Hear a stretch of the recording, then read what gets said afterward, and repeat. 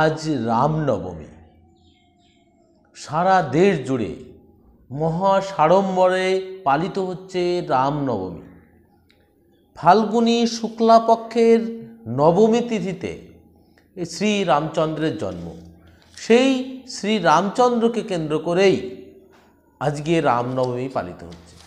যদিও এই যে রামচন্দ্র, সেই রামচন্দ্রের ঘটনা, ইতিহাস, বাস্তব, কল্পকাহিনী না কাব্যগাথা, এ নিয়ে বিতর্ক রয়েই গেছে। কিন্তু বিতর্ক থাকা সত্ত্বেও বর্তমানে প্রত্যেকটা ভারতীয় নাগরিক রামচন্দ্রকে মানেন, রামচন্দ্রকে পূজা করেন, রামচন্দ্রের গুণকীর্তন করেন। যদিও অনেকে বলে থাকেন শ্রী রামচন্দ্রের যে সময়কাল, সেই সময়কাল হচ্ছে সত্যযুগ। সত্যযুগ মূলত 25 লক্ষ বছর আগের ঘটনা। সেই সময়ে আদিম মানুষের নিদর্শন পাওয়াই যায়নি, অর্থাৎ মানুষের উৎপত্তিই হয়নি। সেই সময়কালে এই শ্রী রামচন্দ্রের ঘটনা, অর্থাৎ সত্যযুগের ঘটনা। যদিও নিন্দুকেরা বলে থাকেন রামচন্দ্রের সমস্ত কাহিনী কাল্পনিক, তা আসলে কাল্পনিক না বাস্তব, ইতিহাস না পৌরাণিক, সেই বিতর্কে আমরা যাব না। কিন্তু সত্যিকার অর্থে শ্রী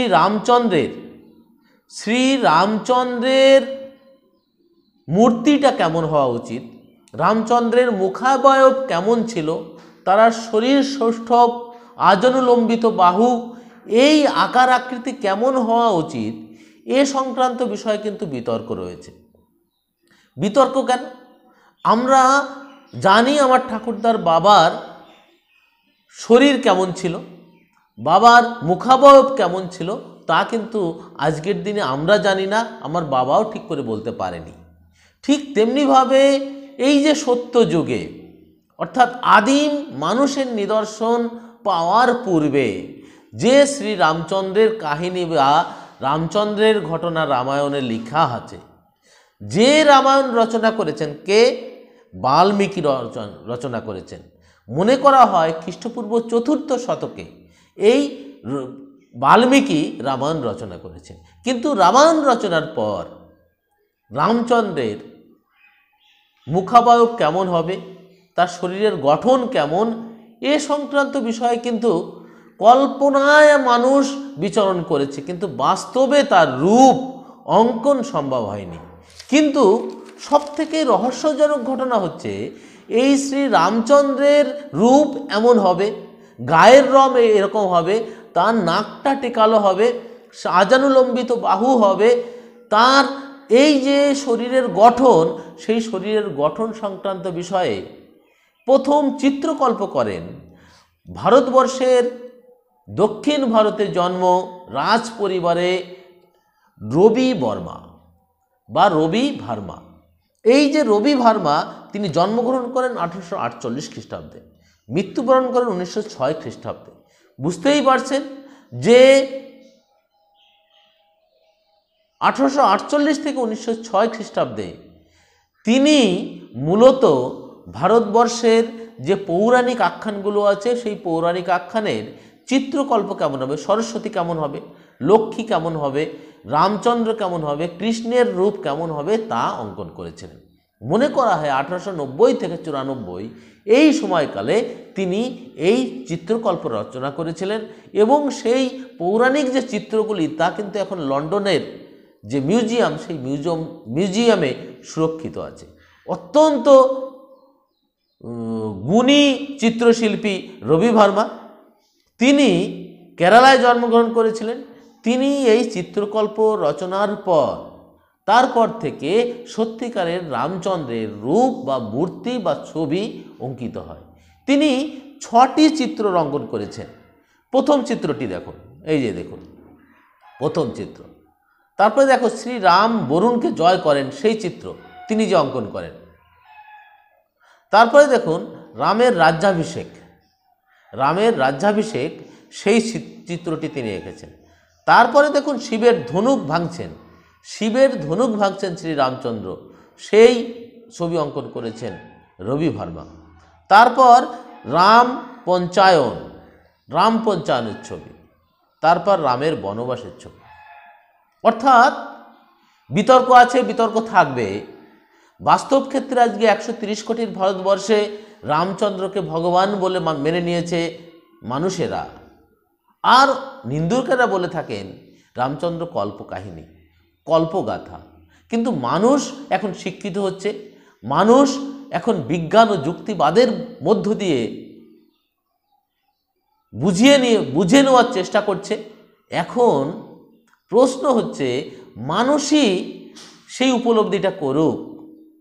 25 লক্ষ বছর আগে রামচন্দ্রের সত্যিকারের যে কল্পকাহিনী তা কি বাস্তব? সত্যযুগের যে ঘটনা রামচন্দ্রকে কেন্দ্র করে সেটা কি বাস্তব?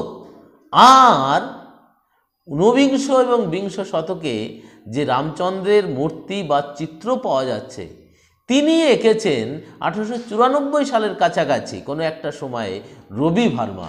তার পূর্বে কিন্তু রামচন্দ্রের কোনো চিত্র বা মূর্তি ছিল না। কেবলমাত্র মানুষের মানসপটে চিত্রকল্প বা কল্পকাহিনীতে এই চিত্রপট ছিল। অতএব আজকে রামনবমীতে আপনারা উল্লাস করছেন, আজকে রামনবমী পালন করছেন। সারা ভারতবর্ষ জুড়ে রাজনৈতিক মেরুকরণের তাস হয়ে দাঁড়িয়েছে শ্রী রামচন্দ্র। অযোধ্যায় যে সাকেত নগরীতে রামচন্দ্রের মন্দির স্থাপিত হয়েছে, সেই জায়গায় দাঁড়িয়ে রামচন্দ্র তো বহু ভাষায় রচিত হয়েছে। হিন্দি ভাষায় রচিত হয়েছে রামের কাহিনী, নেপালি ভাষায় রচিত হয়েছে রামের কাহিনী, ভানুভক্ত রচনা করেছেন। ব্রহ্মদেশীয় ভাষায় রচনা হয়েছে, মালয় ভাষায় রচনা হয়েছে কল্পকাহিনী। এমনকি ভারতবর্ষের বৌদ্ধ জাতক কাহিনীতে, জৈন জাতক কাহিনীতে রামায়ণের কল্পকাহিনী রয়েছে। অত্যন্ত গুণসম্পন্ন মহাকাব্য এই রামায়ণ। সেই রামায়ণ আজ সাহিত্য গুণ যাই থাক না কেন, ইতিহাসের গুণ থাকুক আর না থাকুক, পৌরাণিক আখ্যানে ভারতবর্ষের মানসপটে অন্যতম নাম শ্রীরামচন্দ্র। কিন্তু সেই শ্রীরামচন্দ্রের মূর্তি, শ্রীরামচন্দ্রের চিত্র রবি ভার্মা এঁকেছেন। এটাই বাস্তব, এটাই সত্য। যে মানতে চান মানুন, যে না মানতে চান তিনি যদি যাচাই করতে চান, লন্ডন মিউজিয়াম বা গুগলে সার্চ করে আপনি খুঁজে নিতে পারেন সত্য কাহিনীটি কী। সত্য সত্যই, আজ সেটা মানুক আর আগামী দিনে মানুক। এবার আপনি মেনে নেবেন কি নেবেন না তার সম্পূর্ণ দায় আপনার। আমরা কেবলমাত্র সত্যটা তুলে ধরলাম, কোনো ধর্মকাহিনী বা ধর্মীয় ভাবাবেগে আঘাত দেওয়া আমাদের উদ্দেশ্য নয়, সত্যকে তুলে ধরাই আমাদের উদ্দেশ্য। সংবিধান প্রদত্ত যে অধিকার, সেই অধিকার বলে সত্য জানানো দায়িত্ব এবং কর্তব্যের মধ্যে পড়ে। ধন্যবাদ। BMP news.